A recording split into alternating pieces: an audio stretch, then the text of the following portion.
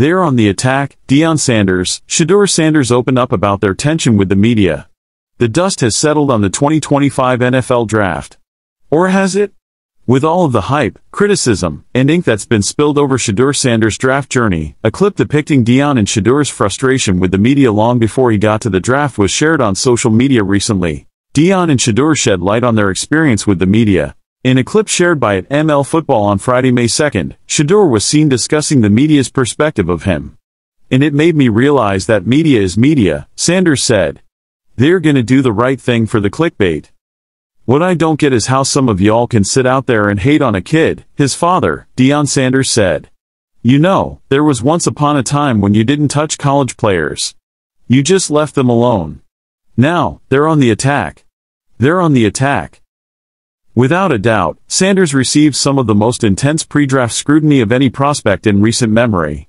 Anonymous reports of him disrespecting the draft process made the rounds. Others accused him of being unprepared. Some said he couldn't handle whiteboard tests showing his knowledge of offensive schemes and concepts. Following the end of the 2024 college football season, Sanders was rated as high as a second overall pick in the 2025 draft. As the winter wore on and spring began to bloom, the blush on his rose began to fade. He slid down some draft boards into the top 10. Then, into the middle of the first round, before whispers that he would slide out of the first altogether began to catch steam.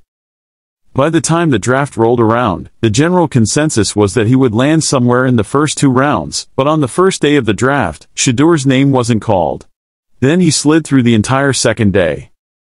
All of this was captured on camera as he sat in his home waiting for the phone to ring.